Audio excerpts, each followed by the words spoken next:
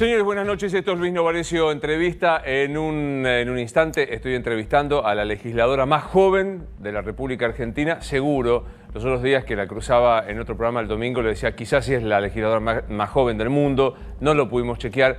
Estoy hablando de Ofelia Fernández, que es legisladora ya electa por la ciudad de Buenos Aires y que viene un recorrido muy interesante políticamente hablando, porque si bien es muy joven, tiene 19 años, la conocimos en su militancia en un colegio, la conocimos diciendo lo que pensaba, cerca de Juan Grabois, un hombre que trabaja en las organizaciones de base y que probablemente sea uno de los emergentes de la inclusión de la política de los últimos 20 años, 15 años cuanto menos. Y es interesante porque hoy se están debatiendo temas que tienen una mirada tradicional. Me parece que vale la pena escucharla a Ofelia respecto de cómo está viendo el país y sobre todo cómo está viendo el incorporarse a la política, que para algunos es el modo de deglutir a las ideas que son distintas, heterodoxas, y encajonarlas dentro de la estructura de la política. De todo esto, más de su vida, que me interesa conocer mucho, vamos a hablar con Ofelia, a quien ya recibo. ¿Cómo anda? ¿Qué tal? Lindo verte. Un placer siempre. Por supuesto, es un placer para mí. Digo, me ves más que a tu familia, me da la impresión, ¿no? Uy, un poco, porque la veo poco. La ves poco, ¿no? Sí, sí. ¿Cómo te cae, honorable legisladora de la ciudad de Buenos Aires? Es rarísimo para mí, sin dudas, pero importante. Y me lo tomo con mucha responsabilidad en ese sentido. Todo el formato de la situación es raro y es una novedad para mí porque yo milito hace muchísimo tiempo, pero en otra tradición y en otro formato principalmente. Sin tanta pompa, sin tanta cosa. Sí, sí, sí. De hecho, me puse como un enterito para ir a votar que tenía una formita medio blazer y me han hecho bullying desde muchos lugares. Como, bueno, ya se transformó en diputada. Y yo como, bueno, claro, tal vez no. Pero bueno, muy contenta igual, digo. Es eso, es una novedad, sin dudas. Es una irrupción de algo que para mí es necesario, no porque soy yo simplemente, sino porque implica el reconocimiento de que la política y el sistema político en general tiene también como una caducidad, ¿no? Claro. En cuáles son esas representaciones y tiene que tener una renovación permanente. Hay que preguntarse qué implican esas representaciones ahí, si a uno mismo o si tienen un recorrido y un anclaje en un sector, porque creo que eso es lo que falta. Entonces, en ese sentido, estoy contenta. Muy contenta. Es decir, yo milito hace mucho tiempo. ¿Cuándo? ¿Te fijás fecha de cuándo arrancaste? Sí, a los 12 años, cuando entré al colegio secundario, yo empecé a organizarme ahí en mi centro de estudiantes y empecé a tener una agrupación, empecé a discutir política y empecé a intervenir políticamente todos los días en asambleas, en reuniones de delegados, en las aulas. Digo, es formación, en definitiva. Claro. Tengamos en cuenta que tu colegio es un colegio muy especial porque es un colegio de enorme debate. Me parece que es un colegio muy rico del debate, sí, ¿no? El centro de estudiantes ya tiene una legitimidad ganada y una historia que permite, como, bueno, tener muchas herramientas para la politización y bueno, el debate político y sobre todo el ejercicio de la búsqueda de la transformación, de distintos formatos de movilización, de confrontación, pero también de plantear alternativas y elaborarlas, de tener propuestas. En el macrismo fue menos esa posibilidad. Yo fui presidenta de mi centro de estudiantes los 2 primeros años de Macri. Y el cambio para mí fue bastante fuerte, en el sentido de yo no viniendo del kirchnerismo, entendía que se estaba discutiendo qué proyecto de futuro de alguna manera se tenía y de repente estábamos discutiendo derechos mínimos indispensables. Entonces, para mí al debate político le hizo mal el macrismo en ese sentido. Claro. Pero llegaste a los 12 ya con alguna mirada, no quiero caer en las casillas, ¿no? Pero de una mirada, venías de la izquierda, ¿te parecía no o lo fuiste construyendo? Sí, sí, sí. Yo a los 11 ya era como una kirchnerista muy fanática.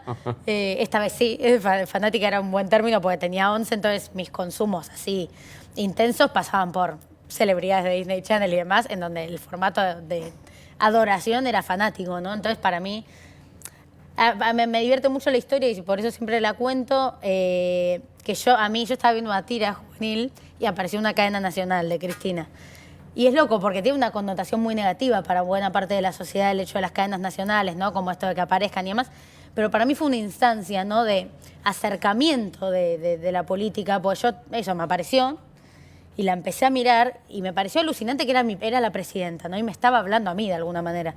Entonces ahí empecé como, bueno, a ser muy kirchnerista y ahí digo, y después en el secundario encontré otras matices. Claro. Digo, hasta entonces, hasta esa cadena de Cristina, ¿Tenías vinculación, afecto, no? No.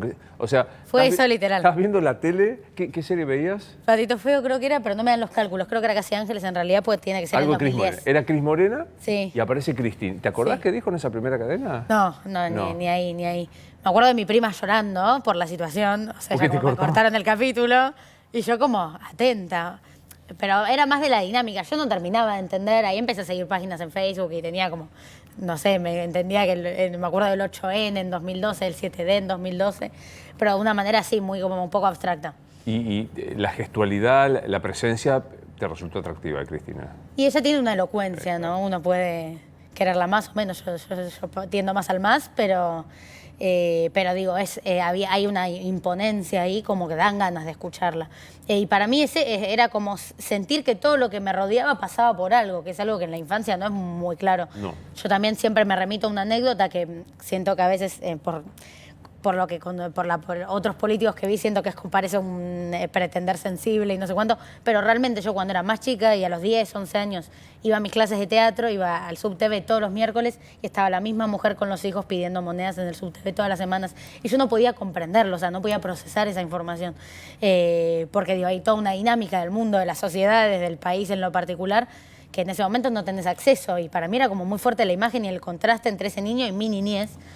Y de repente como ese encuentro me permitió empezar a darle un sentido, ¿no? Y entender que hay gente que toma decisiones, que las toma con un fundamento, que hay gente que se necesitan explicaciones para entender una serie de cosas que, bueno, nada, fueron elementales. Voy hasta donde no invade la privacidad. ¿Familia cómo? Sí. ¿Constituida cómo?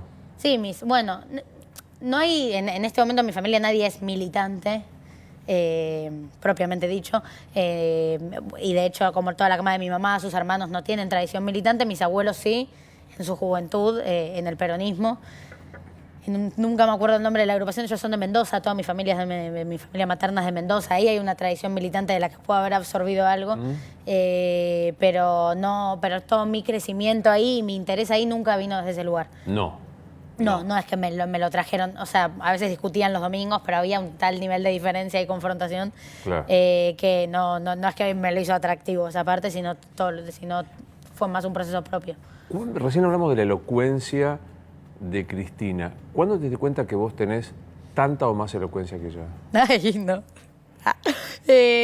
Tomás nota que tenés una capacidad de expresión. Me lo dicen, yo igual como escucharse a uno mismo genera un efecto muy distinto que cuando te escuchan, entonces yo no termino de enamorarme de la situación.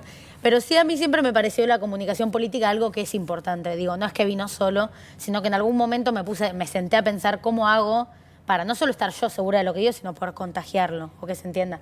Digo, yo cuando fui presidenta justamente del Centro de Estudiantes, no es que la participación es fácil o natural, sino que había cuando hay muchas asambleas o hay marchas con consignas muy parecidas, me pasaba que decía, ¿cómo hago para interpelar a esta gente y que sienta que todo puede ser una epopeya de alguna manera? O que la intervención de uno tiene sentido no para hacer una mejor foto, sino porque el compromiso militante uno lo tiene que asumir como la posibilidad de pensar que las cosas pueden ser distintas, ¿no?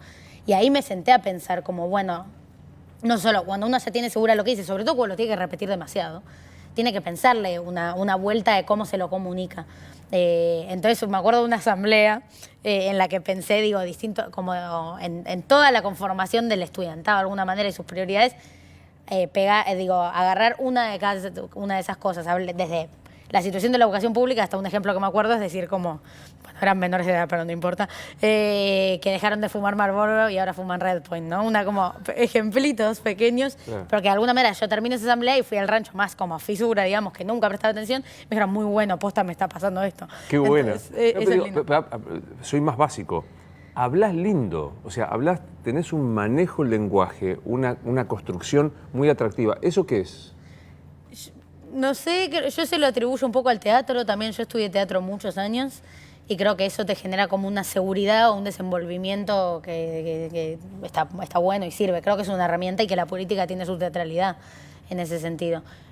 Puede ser que lo haya tomado ahí, o no sé, si capaz hablo así, punto. Claro. Pero digo, a los 12, yo te veo leyendo Tolstoy, te veo leyendo que es una cosa así como Proust, no sé, Sí. ¿qué leías a los 12? A los 12 no sé, no me acuerdo, le he caído del mapa probablemente, o sea, no tan elevado. No, depende de cada momento, donde tuve como acercamientos más literarios, pero en la literatura nunca me terminé de hallar, nunca terminé de elegir bien, creo, los libros. Este año un amigo igual me regaló un libro de Murakami que me enamoró y fue como... Mi primer encuentro literario así como lindo fue este año recién, como del que haya absorbido. Bueno, Spinoza me interesó mucho en algún momento, también por amigos que me lo acercaron. Después siempre leí más política. Baruch Spinoza. ¿Qué? Spinoza. Sí. Baruch Spinoza, o sea, leías Spinoza a los qué? A los 15, cuántos? 16. Sí, Muy sí, chapa. Sí, pero también porque yo siempre tuve un círculo muy de esas características que me lo acercó en ese sentido, eso está bueno. Pero también sí medio chapa. El manifiesto comunista lo leí a los 13, yendo hacia universitaria, a educación física, o sea, tenía yo como una curiosidad y quería crecer. Y hoy pones en el formulario, Ofelia, kirchnerista, no, ¿qué pones? Ofelia, ¿qué pones al lado? Y yo soy de izquierda, pero cristinista soy también. Sos cristinista. Sí, porque creo que es algo que Juan también dice mucho. Yo creo que la dirigencia, no me animo a llamarme dirigencia a mí misma, ¿no? Pero digo, las referencias políticas, quienes digo, somos interlocutores de mucha gente en términos políticos, creo que no tenemos que sentirnos siempre de alguna manera un poco elevados a ciertas categorías que tiene nuestro pueblo. Y para mí Cristina es un mito. Yo puedo analizarla como conductora, como líder en algunos puntos o como presidenta en otros y encontrar matices o pensar diferencias, pero está el mito, Cristina, también, ¿no? Esa sensación de cuando, no creo que la compartas, pero cuando ella va y habla a un lugar y la gente se moviliza masivamente y llora y se emociona. Yo de alguna manera también me aparecen esas emociones y creo que las referencias muchas veces pretenden estar por encima de esa sensibilidad y a mí no me interesa. Entonces, como a ella le reconozco eso, hay una anécdota que me parece que es linda, de una docente que se le acerca y le dice: antes de que vos seas presidenta, las niñas en el jardín querían ser princesas y ahora quieren ser presidentas, ¿no? Como un salto ahí en la aparición de esa figura para la historia argentina, que a mí me llegó también y me interpeló y también por enmarcándome bueno, la tengo acá, no en las uñas, pero como Pará, porque no me había dado cuenta. Están, qué difícil. La muestra ahí, mira, mostrarlas ahí a esa cámara. Están esculpidas las uñas con Cristina. Y la boleta. Una loca desquiciada. A confesión de parte. Sí, la verdad sí. Pero, bueno, la cruzaste varias veces a Cristina. Sí, sí. Y a mí lo que yo siempre destaco, porque bueno, ya escucharla por esta misma elocuencia fue como una experiencia muy fuerte, sentir lo rápido que fue el proceso, mi proceso. Claro. Es muy raro, si lo pensás. Yo del 29 de mayo del año pasado estaba exponiendo a favor del aborto, o sea, mi vida cambió y mi exposición creció muy repentinamente. De repente estar sentada ahí para mí fue muy fuerte. Entonces tenía algo como, estaba un poco en esa situación. Pero la verdad la escuché atentamente, ella me traía ciertos diagnósticos de la situación en aquel entonces, fines del año pasado, pero lo que más me llamó la atención es que en un momento, como bueno, ella acusa muchas veces de soberbia, de que no escucha y demás, que se sentó y me dijo: mira, yo con el feminismo tengo muchos problemas, como quiero que me cuentes, ¿no? Y para mí, de una dirigente como de ese calibre, no me imagino a un varón con ese nivel de poder político y de trayectoria, diciéndole a una piba de 19 años, ¿me explicás esto? Y para mí fue muy fuerte, me costó, de hecho, llevar algunas posiciones, pero me pareció un gesto como muy, muy lindo, la capacidad de decir, hay un movimiento político que me supera. Incluso yo teniendo mucha claridad, me supera. Y necesito también como hablarlo con vos. Para mí eso... toda la gente que se me acerca en ese tono para mí es muy positivo. Obvio. ¿Y qué te pasa? Ya te lo pregunté, pero digo, ¿qué te pasa cuando viene el achaque a Cristina? Se enriqueció, fue soberbia, afanó, sigue la... ¿Qué te pasa con eso? Bueno, con lo primero, ¿cuál es esta palabra? ¿Cuál? A la gente le gusta la plata. O sea, con la ambiciosa, ostentosa. ¿no? Oh, sí, eso. Ostentosa. No creo que sea una particularidad de ella, creo que como es mujer, bueno, toda esta como manía ahora se lo están haciendo a Fabiola también, ¿no? Del precio de la cartera, como una cosa muy verdad, frecuente, el el precio de la cartera. El precio del traje de Mauricio Macri no es que debe ser muy barato tampoco. El tema es que a la mujer se la ve, digo, por una categoría a la que se le impuso, de que solo sirve para el shopping y la crianza, no sé qué, se le busca más ese detalle. Yo creo que no es una condición única de ella. Sin embargo, por supuesto, yo tiendo a pensar que la renovación política tiene que empezar a generar referencias que se alejen un poco más de ese mundo, ¿no? Yo lo hablé, de hecho, en tu programa una vez, creo que no ayuda a la cercanía con las necesidades y las creencias de nuestro pueblo y de la gente a pie, si se quiere, estar tan por encima, ¿no? En ese sentido. Creo que es algo que hay que revisar en términos salariales, en términos de conducta. El ejemplo de Pepe Mujica es interesante. Yo estuve con él recientemente, de que tenga un escarabajo de auto, ¿no? Como, y esa chacra que tiene con Topolansky. O mismo que te decían, ¿no? Me decían unos uruguayos que cuando él era presidente lo veían en un café con todos los papeles desparramados, así como bueno, con total normalidad. Un tipo laburando. Claro, y eso para mí hay que ir en una búsqueda un poco más parecida a eso. Eso sí puede ser una crítica, pero creo que hay que en realidad tener una disposición a futuro, a no construir una clase política, con tanta mayúscula. Te cruzás con alguien y te dice, Cristina se enriqueció, Cristina afanó. ¿Qué decís vos? No, yo digo, con todo lo que tiene que ver con la corrupción y demás, yo no puedo entender, esas caracterizaciones desde una búsqueda de la justicia. O sea, no veo esa caracterización de ella como una búsqueda de justicia en relación a eso en la mayoría de los casos.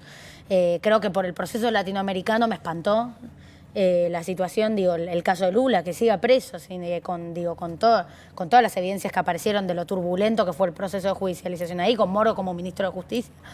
Creo que acá también, que todas las causas le caen siempre a Bonadío, con lo poco que tengo, que sé el tema en términos académicos, si se quiere, que todas las causas le caen a Bonadío. Hay ciertos elementos que me hacen pensar que es parte de una orquesta de persecución política, en realidad, no judicial, que sobre todo porque pienso que no es un gobierno el que está ahora, que es el abanderado, de estas acusaciones, alguien que pueda hablar muy liviano de cuerpo. Total. De la situación. Sí me parece que igual hacer estos planteos no tiene que ser eludir la corrupción como problema, pero sí empezar a pensar entonces dispositivos que nos permitan eliminarla, justamente por lo mismo. Yo no pienso la intervención política desde ese lugar y realmente no puedo conectar con la sensación de quien entra supuestamente a transformar la realidad de alguien en un área específica, pensando en como su propio enriquecimiento y una carrera individualista y personal hacia una riqueza además excesiva a costa de la guita de la gente. Yo eso no pienso la militancia así, no empecé a militar por eso y no entro a la política en búsqueda de cosas para mí, sino en búsqueda de cosas para mí en términos colectivos o para otros y para otras. Como tuviste bronquitis, si tenés frío, me avisás que apagamos el aire. No, estoy perfecta. Yo también la paso, yo soy del Capitán Frío, así que con este tema. Vine de lana. ¿Y para qué sirve la guita? ¿En qué sentido? En la vida, ¿para qué sirve la guita? Bueno, para cubrir necesidades seguro, yo tampoco igual me voy a hacer la que aplico una teoría del buen vivir en mi vida cotidiana y punto. A mí creo que tenemos derecho como a comprender la felicidad en otros planos, en el derecho a poder irse de vacaciones, en una búsqueda estética que para mí es como siempre es muy divertida, como de qué ponerte, hay un montón, no es que no quiero ser hipócrita en ese sentido, pero no me parece que tiene que ser una búsqueda excesiva. Y sobre todo que hay que comprender que el problema no es la clase media y sus consumos, o no es eso lo que denuncio, sino que a nivel mundial hay una realidad que es que las 26 personas más ricas del mundo concentran la misma riqueza que las 4.000 millones más pobres. Creo que ahí están esos excesos que hay que revisar y pensar de otra manera. Pues bueno, también estamos en el siglo XXI, entonces hay ciertos consumos que aparecen y para mí son sanos, el tema es cómo se distribuyen. Total.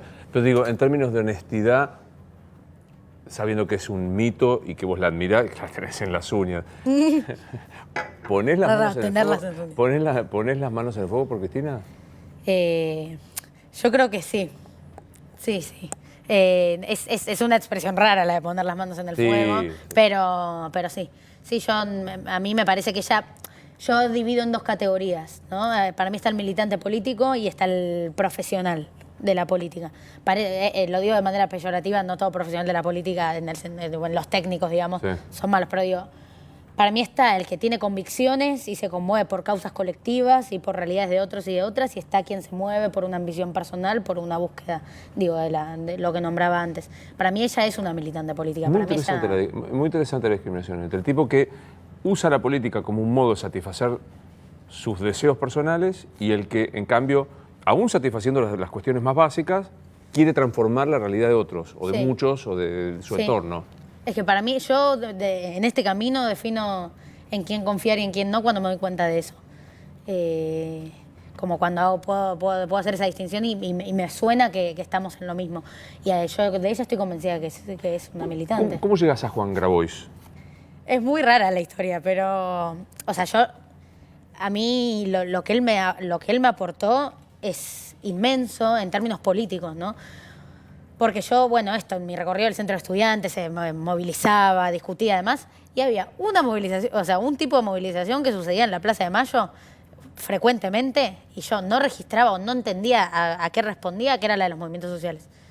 Tardé mucho tiempo en saber lo que era. Era como que capaz pasaba justo, porque iba al Nacional de Buenos Aires o lo que sea, y veía que había una gran movilización y nunca supe muy bien qué era lo que estaba pasando. Recién el año pasado conocí la experiencia de la CETEP, por ejemplo, del MT en lo particular, de Juan Grabois como referencia. Lo escuché en un panel con Axel Kicillof, Miriam Bregman, un panel muy interesante, ¿no? Porque te traían cosas muy diferentes. Pero no, eso fue una novedad para mí. Y yo a Juan, yo tenía un programa de radio con unos amigos el año pasado, y lo invito para entrevistarlo, y él me responde: ¿vos sos la hija de la Revolución de las Hijas? Yo le digo, bueno, no sé, pero ya me responde eso, y cuando llega al estudio me dice: mira, yo estoy armando el Frente Patria Grande como una manera de intervenir como en esta etapa electoral, desde este perfil, con estas construcciones y demás. Y dije, bueno, y desde ahí lo conocí, y mi vínculo con él es muy fuerte. Y yo caracterizo esta etapa, digo, creo que uno de los muchos elementos que nos permitió la derrota electoral del domingo pasado es la emergencia del movimiento feminista y los movimientos sociales como un actor protagónico y relevante en la política argentina. Y yo de alguna manera vengo del recorrido del movimiento feminista y me expreso desde ahí, y él de los movimientos sociales. Entonces creo que es un complemento que a ambos nos sirve mucho. Yo contarle un poco de lo mío y él de lo suyo.